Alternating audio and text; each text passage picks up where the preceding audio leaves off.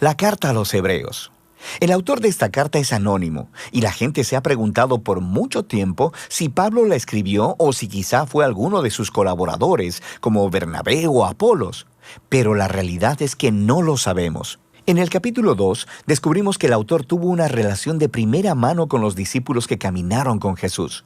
Así que sabemos que esta carta está anclada en la enseñanza de los apóstoles. Tampoco sabemos cuál era la audiencia de esta carta, ni siquiera dónde vivían. El autor los conoce muy bien y asume que tiene profundo conocimiento de las escrituras del Antiguo Testamento, especialmente de la narrativa de los primeros 5 libros de la Biblia, la Torá, acerca de cómo la familia de Abraham se convirtió en la nación de Israel, de cómo Moisés los siguió en su salida de la esclavitud en Egipto hasta el monte Sinaí, donde recibieron la Torá e hicieron un pacto con Dios, donde construyeron el tabernáculo que los sacerdotes utilizaban para ofrecer sacrificios, y también acerca de cómo vagaron por el desierto en su camino hacia la tierra prometida. El autor simplemente espera que los lectores conozcan todos los detalles de estas historias. Así que lo más probable es que la audiencia esté compuesta de judíos cristianos, y de ahí viene el nombre de la carta.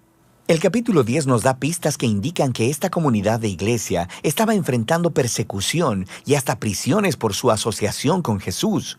Algunos en la comunidad estaban alejándose de Jesús y abandonando la fe por completo, y eso explica el propósito y la estructura de esta carta. Primero tenemos una breve introducción, seguida de 4 secciones donde el autor compara y contrasta a Jesús con personas y eventos claves de la historia de Israel. Primero, se compara a Jesús con los ángeles en la Torá. En segundo lugar, con Moisés y con la tierra prometida. En tercer lugar, con los sacerdotes y con Melquisedec. Y finalmente, con los sacrificios en el pacto. El autor tiene 2 objetivos principales en todos estos contrastes. El primero es elevar a Jesús como superior a cualquier otra persona o cosa, mostrando que Jesús es digno de toda su confianza y devoción.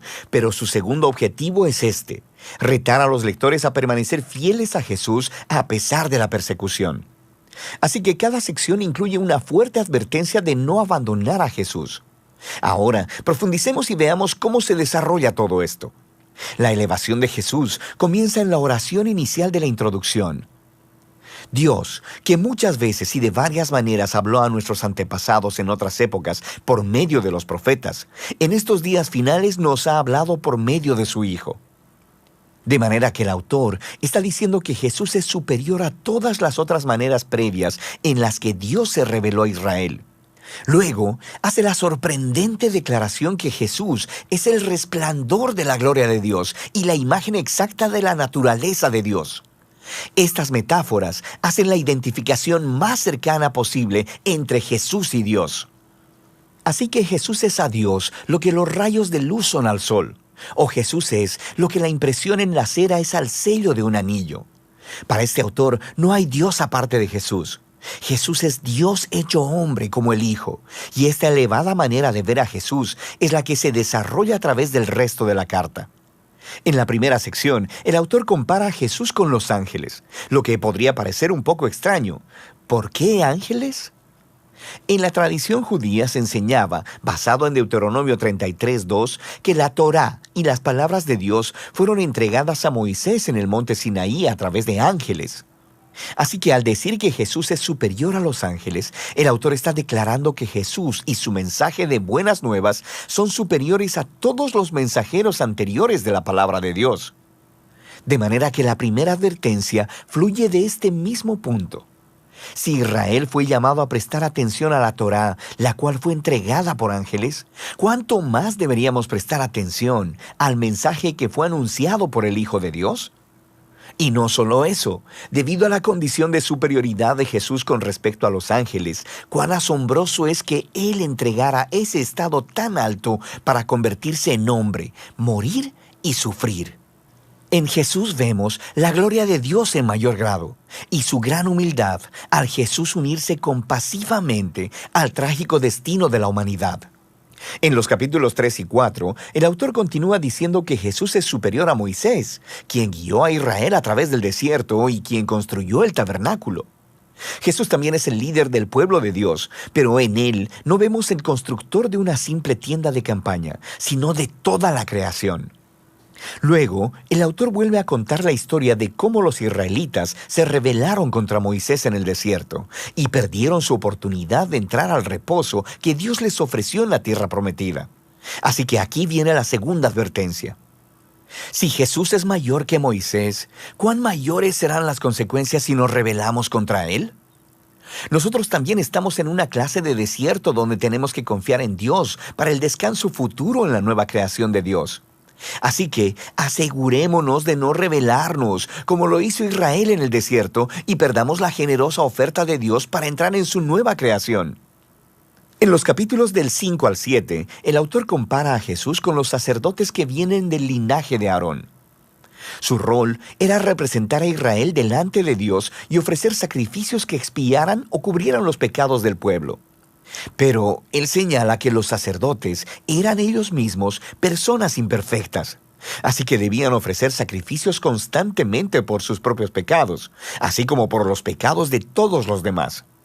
Algo más era necesario, así que él declara que Jesús es ese algo más. Jesús es el sacerdote definitivo, pero Jesús no vino del linaje de Aarón. Jesús era un sacerdote según el orden de Melquisedec, ese sacerdote y rey misterioso de la antigua Jerusalén, quien aparece en las historias de la vida de Abraham.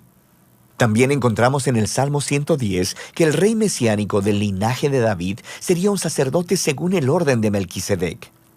Así que el punto del autor es que Jesús es el rey sacerdote definitivo. Él es moralmente perfecto, está eternamente disponible para su pueblo. Así que Él es superior a cualquier otro mediador entre Dios y los seres humanos. Y entonces viene la advertencia de esta sección. Rechazar a Jesús es rechazar a tu mejor y única oportunidad de estar completamente reconciliado con Dios. Así que no hagas eso. Lo que nos lleva a la última comparación en los capítulos del 8 al 10. El autor nos muestra cómo la muerte de Jesús en la cruz fue el sacrificio definitivo, superior a todos los sacrificios de animales que se ofrecían en el templo. Esos sacrificios debían ser ofrecidos constantemente, tanto cada día como anualmente en el día de la expiación. Jesús ofreció su vida una vez y para siempre, y eso fue suficiente para cubrir los pecados de todo el mundo. Así que el autor advierte a la audiencia sobre alejarse de Jesús. Es como darle la espalda a la oferta generosa del perdón de Dios. ¿Por qué harías eso? Nos dice que el sacrificio de Jesús es permanente y es el fundamento del nuevo pacto del que hablaron los profetas, donde todos los pecados son perdonados. Así que ahora que el autor ha elevado a Jesús por medio de todos estos contrastes, esta sección final es un gran reto a seguir a Jesús. Piensa en el gran panorama.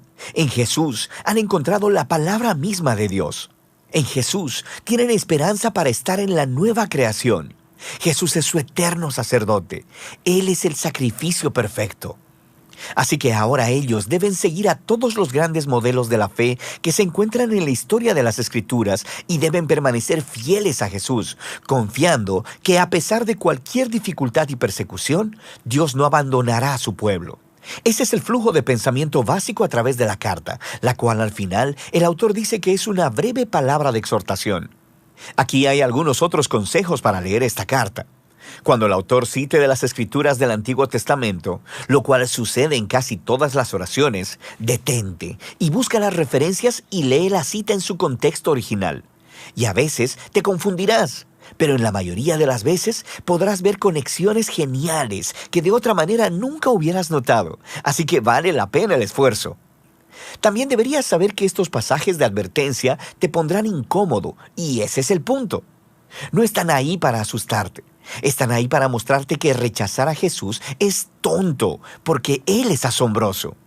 Estas advertencias sirven al propósito principal de la carta: mostrar que Jesús es la revelación definitiva del amor y la misericordia de Dios.